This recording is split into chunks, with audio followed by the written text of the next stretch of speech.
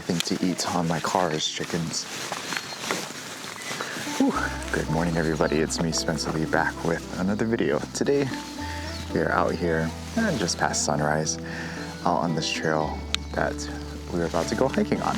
And today is actually the first day that we're going to be able to test this guy. This is the A1ii Mark II, and this is the 300mm G Master. I got the teleconverters in my little fanny pack. Just waiting for actually my gearhead buddy David to come out, and we're gonna hike up this trail, not the whole entire trail, but just a little bit of the trail, see if we can get some native birds in the forests, see if we can capture some shots. All right, everybody, welcome David, the camera gear nerd, to the vlog. So, starting this trail, funny enough, A1ii Loop Trail, this is the trail that we're on, used to be an old sugarcane railroad trail. So it used to be used to kind of funnel sugarcane back and forth back in the old plantation days. But today we are, funny enough, looking for native Hawaiian birds. So when you were up here last time, David, what kind of birds were you looking for? The ones that I don't normally see down on the streets. Like the Manchichi kinds, as Darwin would say. Yeah. So do you know any birds that you're trying to go for? Don't know the names. Don't know the names. As long as they look different than the ones. Got it. All right, well, I did a research. I researched like 3 birds before we came here. So if we see any of those 3 birds, I'll point them out. If not, then I'll have to do a voiceover of of the birds that we do see. Initial thoughts? Very lightweight. Yeah, good lightweight setup. Definitely. Worth $12,000. Probably not, but awesome. Rest in peace, my bank account.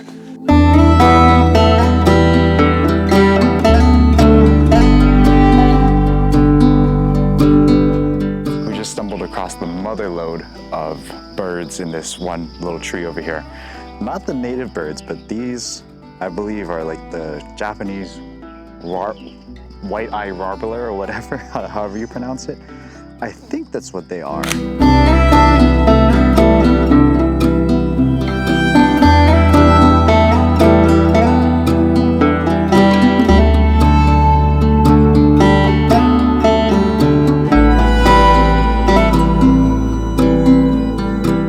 There was this bird.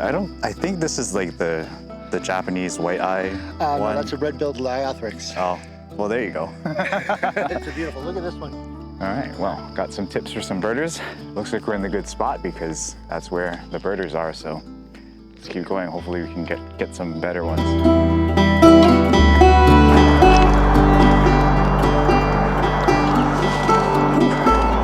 That view certainly is something to behold of. The benefit of having this little fanny pack is you can carry around the little teleconverters. That makes it real easy to switch on, switch off. Ugh. It's just a little bit of a hassle with getting it on. Oof. Got my hands full here. Ugh.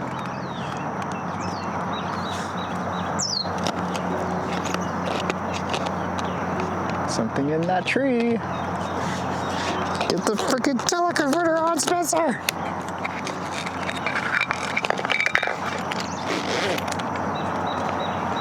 There's something up there. Yeah, I know, I see it. I think this is gonna be my little perch spot. Got some shade from the trees. It's like 3 birds that we saw land over here. Just haven't gotten the shot, so I'm just gonna kind of sit here and wait it out. I don't know about David. He's walking back and forth, trying to look for stuff.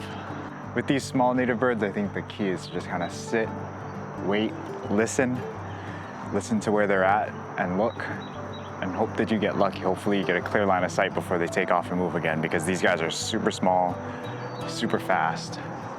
It's hard to like chase them. Like the owls, easy to chase, you know, they're big birds, they kind of perch themselves, they're stationary, and then they fly to another spot. These ones are like lightning bolts. They just fly all over the place. They're super, super fast. So, oh man. David, we fucking nailed it. Did you get a shot? I misfocused. Misfocus. That's why you gotta get an Alpha 1 Mark II.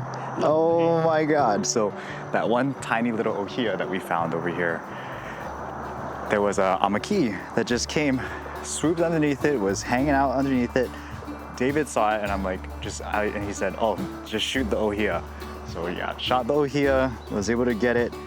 And it was because the weight of the bird was swinging the branch up and down, it was like kind of halfway beneath a branch that was in front. And yeah, got a nice underslung shot of it with this ohia. As the branch was kind of swinging back and forth, the branch kind of popped up above the branch that was blocking it, and I was able to get the shot. Oh my God. Did you get that? David, what's going on? Oh man, time to get the Alpha 1 Mark II in the 300. I don't know if I pull off that shot if I'm shooting with something that's not the Alpha 1, because the 30 frames per second definitely helps just to grab it in the moment where the branch swings right above the branch that was blocking it. But, mission success. No, for real, this is the spot right here, because that's like the third amaki that we've seen right here at this spot, and there's like so many different vantage points that you could be up here just to grab the shot. But holy schnizzle.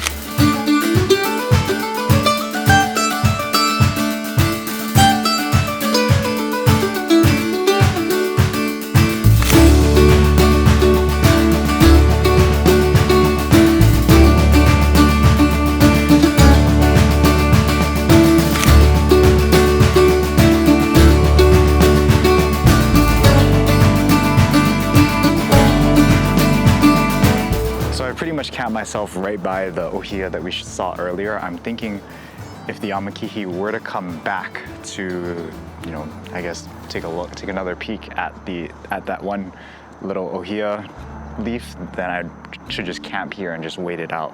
But amakihi, it's one of the more common honey creeper birds that are native to Hawaii, and the reason for that is because like other native honey creepers like the A1ii, and there's other ones that have come before the A1ii that have gone extinct because of what's called avian malaria.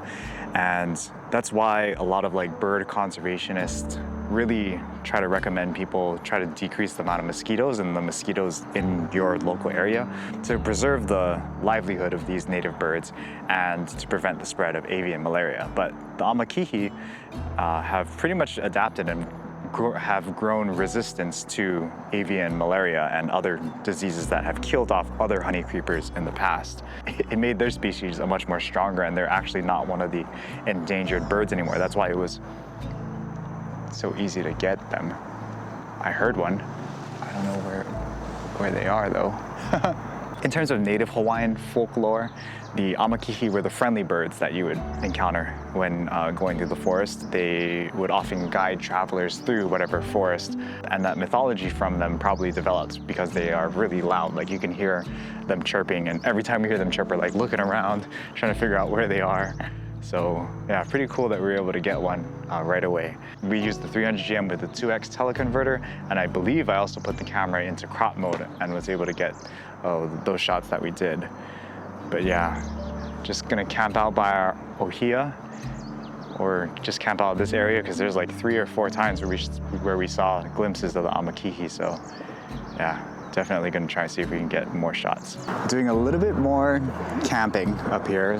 Didn't really have much success with that first ohia lehua flower, but we walked up this pseudo sketchy trail, and we're just camping for amakihi or any other bird that wants to show up on those branches. But there's a nice big branch of ohia flowers, so a lot of flowers for the amakihi to pick at if it decides to do so. And I'm just trying to see if we can test out the animal eye autofocus in video mode. But yeah, it's like just have to patiently wait. I think a lot of wildlife can be reactive and like, oh, you see something, take a picture, or and walk around, chase something, try to make something happen. But I'm really trying to practice some patience here to try and see if we can get some solid video, and the tripod definitely helps you kind of slow down with that in that sense. But I guess while we wait, let me bring the camera a little bit closer and we'll tell you guys the story of the Ohia lehua tree. This is very painful to sit in this position in the middle of the forest, but thankfully, due to the flippy LCD screen, it makes the ergonomics of using this camera so much easier. I'm already so much in love with this camera, the A1ii Mark II. But okay, let me tell you the story, quick story of the Ohia lehua tree, how it came to be, and this is from Native Hawaiian history. So back long ago, in the old days of Native Hawaii, there was a handsome young warrior named Ohia. He was like so good looking, so powerful, so strong that he got the attention of the fire goddess Pele, or Madame Pele, who resides in the Big Islands. She creates all the volcanoes, very popular Hawaiian goddess. And she wanted to court and wanted to not marry, but I guess have an affair with Ohia. But Ohia, he was a noble warrior, a noble guy, solid guy. He had already pledged his love for a beautiful woman named Lehua. As Pele tried to court Ohia, he constantly kind of pushed Pele away. Said, you know, I already have somebody. I already have Lehua. So what Pele did, because she was denied what she wanted, is she turned Ohia into the trees that you see today. Is that an amakihi sitting there? I thought I saw one, but nah, that's just, oh, no, there is. There's one on the branch. Ah, shit. See what happens when I get distracted and talk too much. There's a freaking amakihi right there. Take some oh fuck. It flew away. Where'd it go? See, I told you this is the camp spot right here. We got one to land on the branch. Didn't get a shot of it. Didn't get a good shot of it because it had its butt facing me. But see, camping pays off unless you're playing Call of Duty. Then don't camp. Let me get back to my story here while I wait for another one to come back. We'll just kind of keep our eyes on it, on this branch here. But yeah, out of spite, Pele turned Ohia into these relatively ugly looking trees, minus the flower. These Ohia trees aren't the best looking trees. So out of spite, Pele turns Ohia into the Ohia tree. When Lehua finds out about this, Lehua mourns the, I guess, pseudo death of her lover, Ohia. So she cries, and then the rest of the Hawaiian gods took pity on Lehua because, yeah, like, you know, it was just Pele's jealousy that turned Ohia into this tree. So after seeing Lehua mourn the loss of Ohia, the gods decided to turn her into the flower, the red, beautiful flower of the Ohia lehua tree. And that's why you've got these beautiful red flowers on top of these ugly ass trees. Because the gods took pity on Lehua and turned her into this beautiful, beautiful flower. Now, to this day, it is said that you are not supposed to be picking the Lehua flower off of the Ohia tree. And when you separate the two lovers, when you pick the flower off of the Ohia tree, it's supposed to rain because that's supposed to represent the lovers being separated once again. So, if you ever want it to rain in Hawaii, go pick some Lehua flowers off of the trees, and then it'll probably rain. Maybe not on a day like this where it's like crystal clear skies, but I'm not gonna tempt it because David hates walking back in mud. So, yeah. But didn't I say that we were gonna wait and get an amakihi perched on these Lehua plants? And there was one, chilling.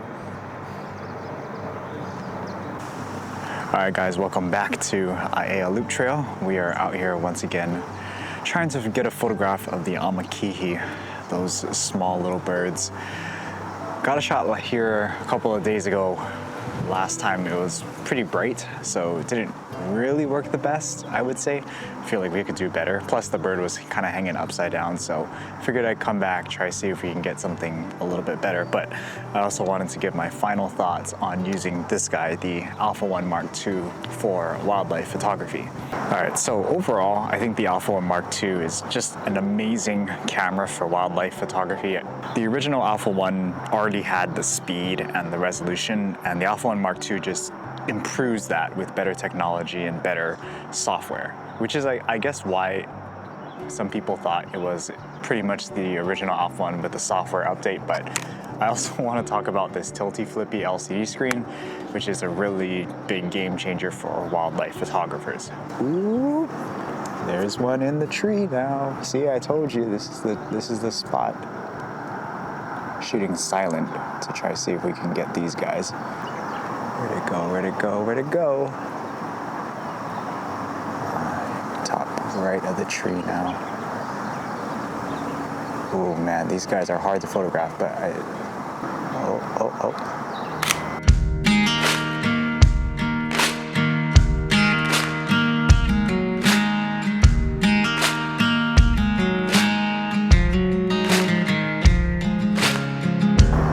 I got one shot, I think. Let's see where he went. There he is, hopping along the ohia. Come on, get to the top, get to the top. Yeah, there we go. Got him on the ohia that I was looking for.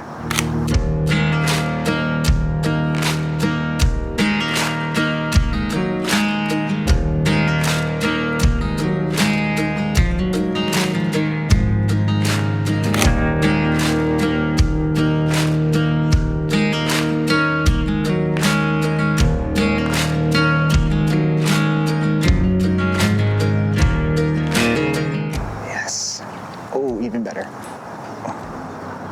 Holy smokes, this is amazing that we're getting this much footage.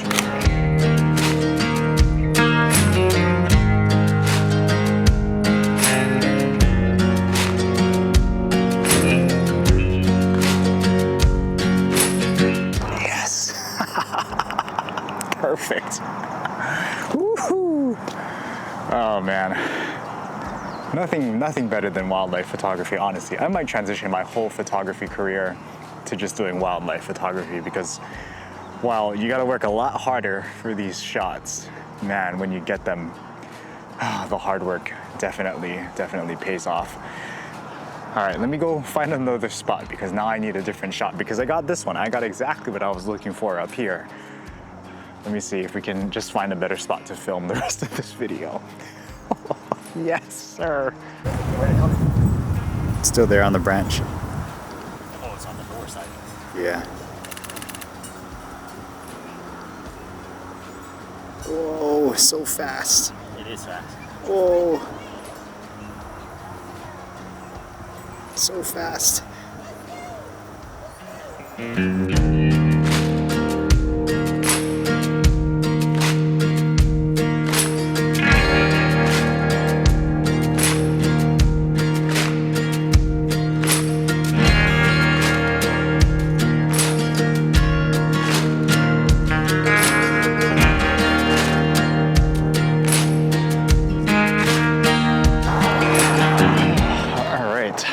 So yeah, totally different lighting situation here today. We've got overcast skies, very, very soft lighting, so we don't get those harsh shadows like we got last time. But man, we nailed some killer Amakihi shots earlier.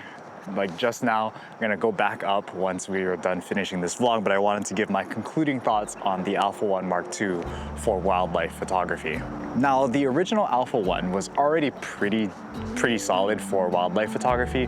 You still had the high resolution at 50 megapixels. You still had the 30 frames per second compressed RAW. It was a solid camera, but the Alpha 1 Mark II just takes it to the next level.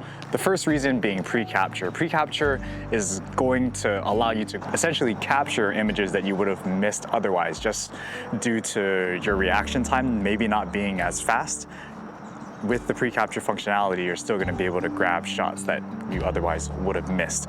But yeah, that pre-capture functionality, even though some people might consider it cheating, is really a game changer for wildlife photography. The only problem that I did find with the pre-capture functionality is that it really chews up your battery life, especially if you're shooting wildlife like all morning. The first day that we came here, I pretty much had this camera turned on, and we were shooting birds, just kind of getting the feel of this camera on the way up. And I had the pre-capture functionality enabled the entire time, and it was really, really draining my battery life. So I mapped it to the C5 custom button here on the side. I don't know if you guys can see the C5 custom button here, but yeah, I mapped it on and off on that C5 custom button just to make sure that when I don't need the pre-capture functionality, I'm able to quickly turn it off. And in those situations where I'm waiting for a bird to move or do something and I feel like I really need the pre-capture, it's easy enough to just hit that button, turn it on, and be able to grab the shots that I need with the pre-capture functionality. The autofocus is also, I would say, maybe slightly better than the Alpha 1 Mark I with the inclusion of the AI processing chip. The auto subject recognition is pretty good. You can see the AI processing chip at work when you've got a frame over your subject. Even if the subject is facing away from you, the camera will have that box around your subject. But when the eye does appear onto the frame, it'll lock onto the eye, stay in focus, and just track it. And the animal eye autofocus on the original Alpha 1, as soon as you were able to get that eye autofocus, it was really sticky, the tracking was really good, it didn't really let go of the subject that much. But the problem with the original Alpha 1 is sometimes it would have a hard time picking out that subject, especially if there were a lot of things in the way, branches, grass, water, whatnot. Sometimes you would have to use that fine autofocus point with the original Alpha 1. Now the Alpha 1 Mark II does still struggle if you've got obstructions in between yourself and your subject. You're still gonna wanna use the fine autofocusing point if at all possible, but I feel like it can get away with using the wide focusing mode and just making sure that the animal is in the frame. And most of the time, as long as the animal isn't obstructed, then it pretty much nails the focus of that animal 80 to 90% of the time, I would say. Now for these small little birds, the A1ii, I had to use that fine autofocus point just because they're so small and they're so fast and there are so much branches in the way that sometimes you cannot help. So really your autofocusing mode and your autofocusing, what is it called, tracking spot is gonna be determined based off of whatever wildlife subject that you're shooting at that time. And the fact that they included animal eye autofocus in video mode now just makes this setup beautiful for wildlife photography, because yes, while it is nice to get and nail wildlife photographs, it's just that much better when you're able to nail wildlife video as well. And it really just is a nice complement to have with both your photos and your video files. If you're able to get both, then that really, really does take your whole content creation as a wildlife photographer to the next level when you're able to get really solid video that is in focus. It's not hunting or doing anything crazy like the original Alpha 1 would. Yeah, the inclusion of the animal eye autofocus in video is a very welcome feature that I definitely appreciate as a wildlife photographer. Now, in terms of like hardware and ergonomics, I said in my initial video that I didn't really like this new eyepiece, or I didn't really care for the new eyepiece, but when looking through your camera, it does make the experience a whole lot better. Now, I rarely ever bring the camera up to the eye and look at it because my eyes are terrible when looking through the viewfinder. But if I were to ever do that, it is a much more pleasurable experience with this new eye cup. But the biggest hardware change that I definitely appreciate the most is the inclusion of this tilty, flippy LCD screen. I think all cameras going forward need to have a screen like this, because not only does it flip out to the side and tilt this way, so it makes vertical shooting a lot easier, but it also is able to tilt out and tilt up in the rear view mode like this, and that makes filming horizontally a lot easier and a lot more ergonomic. There really is endless angles to film with this camera and to take pictures with this camera. What I was doing yesterday at the marsh actually was flipping the LCD screen this way. The animals were behind me, but I was using it still kind of like this to still take pictures. So I was doing like some reverse wildlife photography action, which is unheard of and something that I would never be able to do with the original Alpha 1s. And when you combine these hardware changes with the software changes, I think it really does justify the higher price tag when you look at the original Alpha 1, which is now discounted down to like $5,000. Paying the extra $1,500 for the Alpha 1 Mark II is so worth it if you have the budget for it.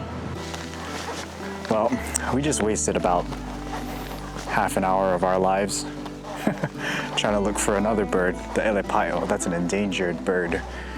More of a forest bird, hunts for like insects and stuff, but maybe we'll save that mission for another vlog.